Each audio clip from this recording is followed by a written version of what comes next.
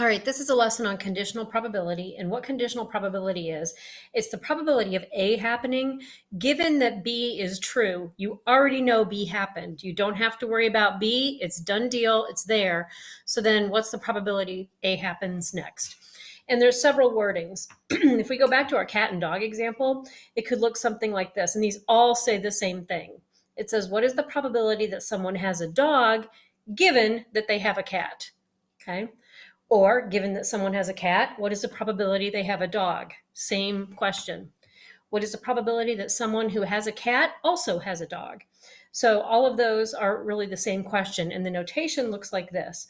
P, the probability of D given C. And this is a vertical line. It is not a backslash or anything like that.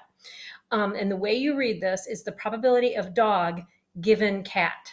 Okay. And that's how we phrase this every time. Given that they have a cat, given that they have a cat, someone who has a cat, that's already happened. Now, going forward, what's the probability they have a dog? So dog on top, cat on the bottom.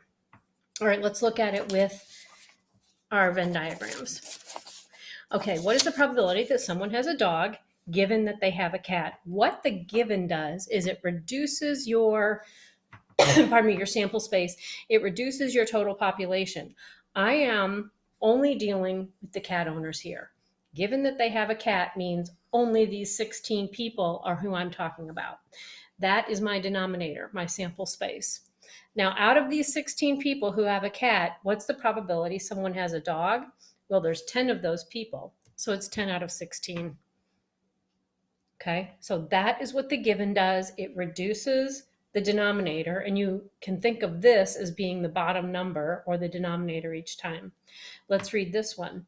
The probability of a cat given that they have a dog. Now, in this case, I'm only looking at the people in the blue circle over here, the 18 people in this survey that had a dog. Of those, what is the probability that someone would have a cat? Again, 10, but this time out of 18. Okay, so that is how conditional probability works.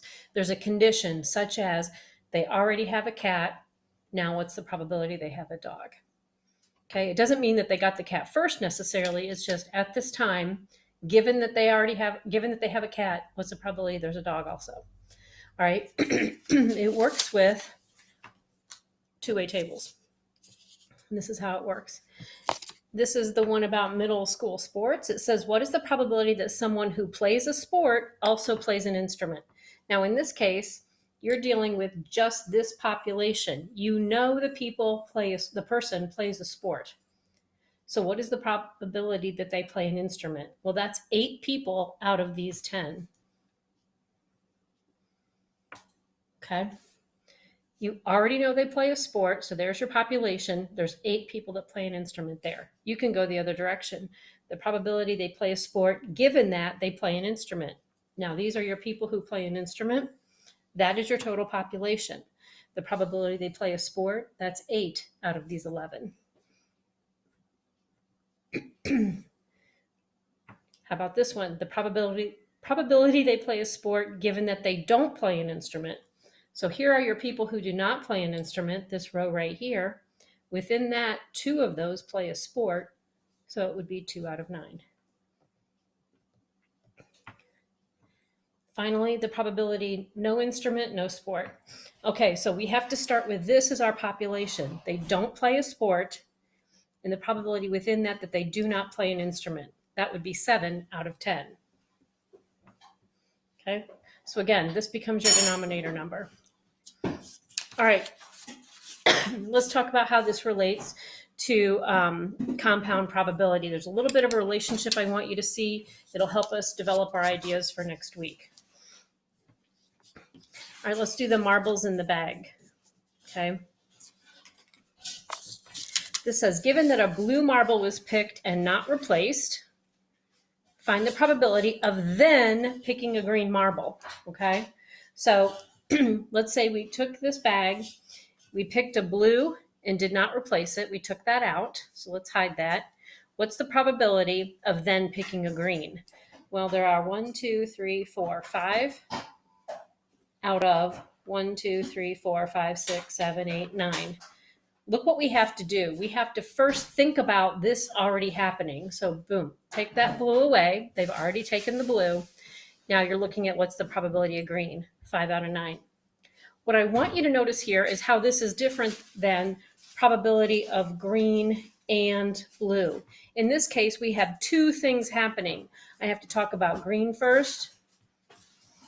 And actually, you know what? I should have written it this way because I want some order to it. Blue, then green. Let's change that a bit. Okay, so if I do blue first, that's 3 out of 10.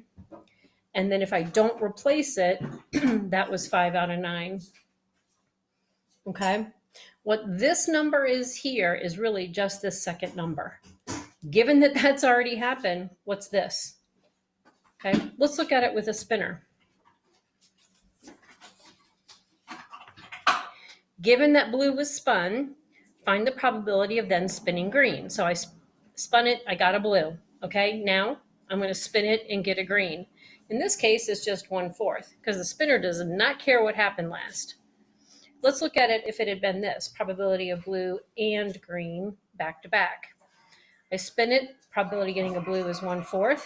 I spin it again, probability getting green is 1/4. This should match this. It is the probability of the second one. It's almost like this is at a point in time. Like after I've done this first thing, what is the probability of this second thing? That is conditional probability. All right, thank you very much.